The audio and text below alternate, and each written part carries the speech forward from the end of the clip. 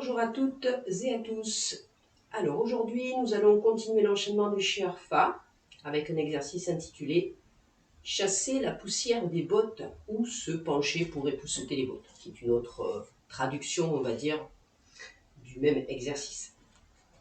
Donc si vous vous souvenez, on avait terminé l'exercice du Ditiang tu le pou, ou tirer à 1000 pas sur une feuille de cyprès, qui est aussi notre traduction de l'exercice précédent, avec les poings fermés à la taille et les pieds joints.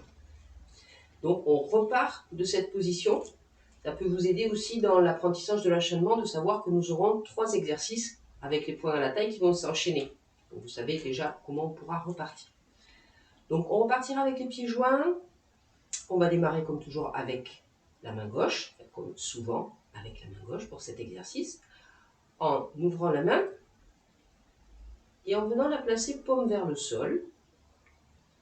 Et de paume vers le sol, on va tourner le bassin, ici, de manière à laisser monter le bras vers l'arrière. Donc la paume se trouve dirigée vers l'arrière, le regard vers l'arrière également sur la main qui est en train de monter. Puis cette main, vous allez sentir au fur et à mesure que le bras monte, ça va commencer à coincer ici au niveau de l'épaule.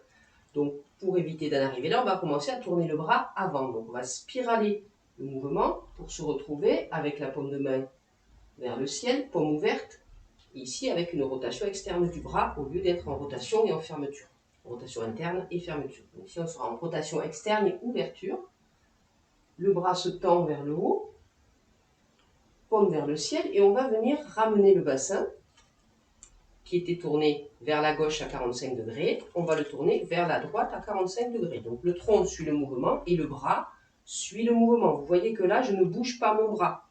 Mon bras bouge parce que je le tourne le bassin et que il va entraîner le tronc et le bras. Donc ce n'est pas du bras que vient le mouvement. Donc ici, je relâche, je descends, je tourne, je retends les jambes, spirale du bras, paume de main vers le ciel, rotation vers ma droite.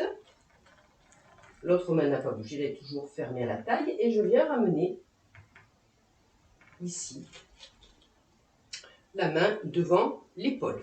Alors, dans une position, je vais m'approcher pour que vous voyez un petit peu mieux, ici, de manière à avoir le pouce, ici, et les doigts dirigés vers le haut, et le pouce dirigé vers l'extérieur. D'accord? Donc, la paume de main est dirigée vers l'extérieur. Alors, selon, il y a plusieurs, façons de placer, selon les écoles, selon les enseignants. Bon, moi, j'avais appris avec le regou, on va dire, donc là, le point du 4 GI ici, qui se trouve à la jonction du pouce et de l'index, contre le 15 GI qui se trouve ici, devant l'épaule. Donc, comme ceci. Placé comme ceci. Après, même si vous n'êtes pas exactement dessus, c'est pas dramatique. Hein, il faut être d'accord. Donc, on essaye de se placer de cette manière. Donc, on est tourné vers la droite avec la main contre l'épaule. De là, la main, votre main, alors que je ne dise pas de bêtises, votre main gauche, qui est donc contre votre épaule droite, va venir se placer au niveau de la hanche, ici. Donc on passe de là, avec un petit saut, ici. Ici, on va venir descendre le long de la jambe avec la paume de main qui va être ouverte. Donc évidemment, il va falloir se pencher vers l'avant. Donc on va venir masser tout le côté de la jambe. Alors, il est dit que, après ça demande quand même peut-être des grandes mains, il est dit que le bout des doigts va venir masser le méridien de la vessie qui passe derrière. La paume de la main va venir masser le méridien de la vésicule biliaire qui passe ici sur le côté. Et le talon de la main va venir masser le méridien de l'estomac qui lui passe un petit peu plus en avant. Donc ici on est estomac, vésicule biliaire et vessie. Donc on essaye avec la paume de main de masser ces 3 méridiens simultanément. Donc on va s'incliner vers l'avant, l'autre main n'a toujours pas bougé. Jambes tendues si c'est possible, venir masser jusqu'en bas, le long du pied. Quand on est arrivé au bout, on va poser la main sur les pieds avec les doigts dirigés vers l'extérieur, donc les doigts de votre main gauche dirigés vers votre droite. Ici, on va passer sur les pieds. Donc sur les pieds, comme si on voulait chasser quelque chose. Quand la main sort des pieds, elle fait un demi-tour. Donc les doigts qui étaient dirigés vers la droite tournent vers l'arrière. On ferme le poing et on va remonter le long de la jambe gauche.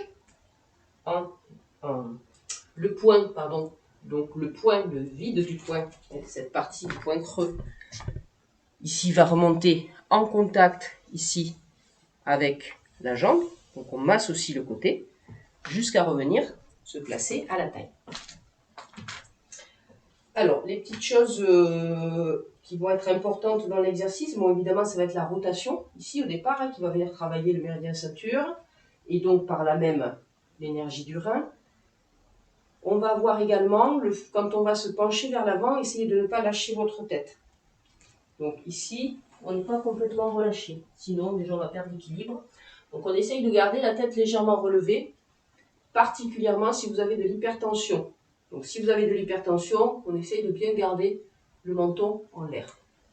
Donc ici, on passe par-dessus. Et ensuite, quand on va remonter, on va venir presser le médius, le majeur, à l'intérieur de la paume de la main, pour venir stimuler le Laogong, comme on a déjà fait dans plusieurs autres exercices. Voilà, je crois que je vous ai tout dit sur celui-ci. On va le refaire ensemble. Je vais vous le montrer également de l'autre côté. Donc, on ouvre la main droite. On tourne vers la droite avec le bassin. On regarde le bras monter. On le tourne spirale. Paume de main vers le ciel. Ramenez avec le bassin le tronc face, puis sur le côté. Et venez coller le rebou contre le 15 GI, contre l'épaule. On descend à la hanche, on se penche en avant, on masse les 3 méridiens yang de jambes, on passe sur les pieds, tournez la paume de la main vers l'arrière, fermez et remontez. Revenez point à la taille en pressant le majeur. Voilà pour cet exercice de chasser la poussière des bottes. Alors cet exercice, il est dans l'idée, dans l'esprit du nom de l'exercice. D'une part, chasser l'énergie perverse, et deuxième part, chasser aussi toutes les pensées négatives qui peuvent nous embrouiller la tête. Donc, on se débarrasse des choses qui ne nous servent plus à rien. Voilà, donc on va refaire ensemble cet exercice. Je crois que j'ai rien oublié. Et si j'ai oublié quelque chose, peut-être que vous me le ferez remarquer, ou peut-être que je vous le rappellerai dans une prochaine vidéo. Donc on fait cet exercice 2 fois de chaque côté. Si, j'ai oublié de vous parler de la respiration. Et voilà, je savais bien qu'il y avait quelque chose. Donc, on démarre respiration. Donc ici, on relâche, on inspire.